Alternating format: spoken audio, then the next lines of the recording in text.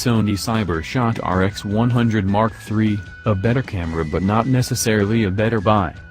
The Sony Cyber shot DSC RX100 III, aka RX100 M3, is quite a different animal from its sibling, the editor's choice RX100 M2. With a manufacturer price of $800, £700, 1,100 Australian dollars, it costs about $150, £110, 200 Australian dollars, more, and targets enthusiasts willing to pay more for a faster lens, improved video quality, and an electronic viewfinder. And the M3 is an appealing camera for that group, albeit not without causing some aggravation along the way. Because the camera incorporates the newer Biam's X processing engine, you get some enhanced features over the M2, including lock-on, tracking, autofocus and adjustable autofocus area size.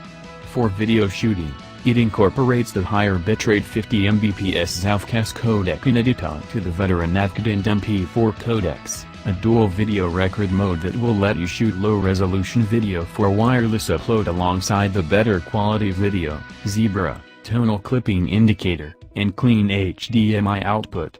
Because Sony expects it to be used for video, it also has the intelligent active mode which compensates for shooting while walking, though it's missing a mic input. Both its still and video image quality are excellent for its price class and even beyond, in some cases though that's not without caveats. The camera incorporates a new 24-70mm f1.8 lens, with a faster aperture than the lens on the other two RX100 models, and which uses the Zeiss T coatings.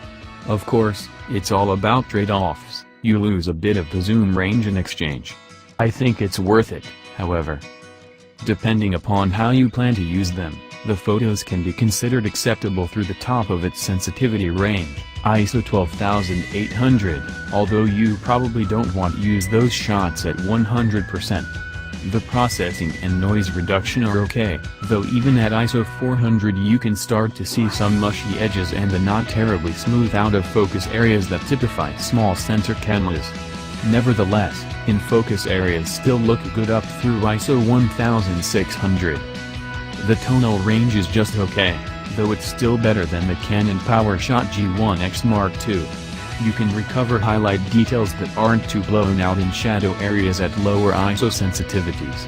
At about ISO 800, the range starts to compress and clip the dark areas, but that's pretty common.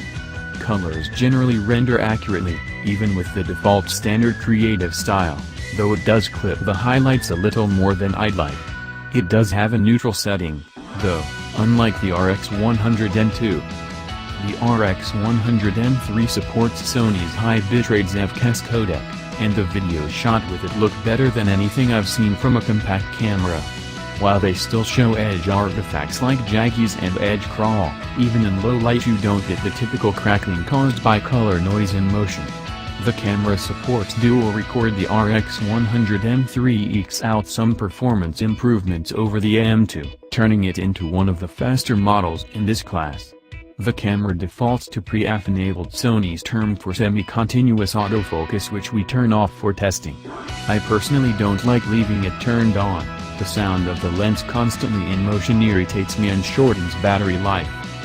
Given that battery life is so short when using the EVF, which I think is far more useful, that it's worth saving where you can.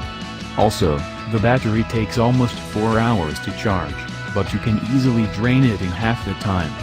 Carry a spare.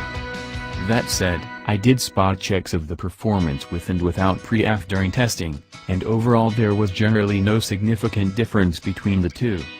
However, I did have problems getting the camera to focus on the correct spot.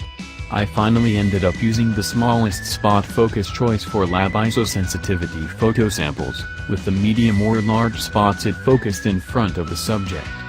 During the performance testing at its widest angle, though, even the smallest center spot didn't work. Time to power up and shoot is still a bit slow at 2 seconds, but time to focus and shoot in bright light is an excellent 0.2 second and a decent for its cohort 0.4 second in dim conditions. 2 sequential shots runs just under 0.2 second for RAW or JPEG, which is excellent. With flash enabled it increases to 2.1 seconds, a lot slower than the M2 and on the high side. It simultaneously captures ZAVC and MP4, but the MP4 is pretty low quality and pretty much just for reference or very small playback. The AVC looks great as well. It's too bad the camera doesn't have a mic input, though, because the sound isn't terrific. The biggest caveat here, in order to record the ZAVC video you need a 64GB SDXC Class 10 Plus card. The manual only obliquely specifies this, in the card capacity section, under ZAVCs, it simply doesn't list anything for the other capacities. But don't buy a Sony card. It works fine in the camera, but is the slowest card for file transfers I've seen in years, taking hours to do what takes minutes with other cards. The RX100 M3 ekes out some performance improvements over the M2, turning it into one of the faster models in this class. The camera defaults to pre-app enabled Sony's term for semi-continuous autofocus, which we turn off for testing. I personally don't like leaving it turned on. The sound of the lens constantly in motion irritates me and shortens battery life.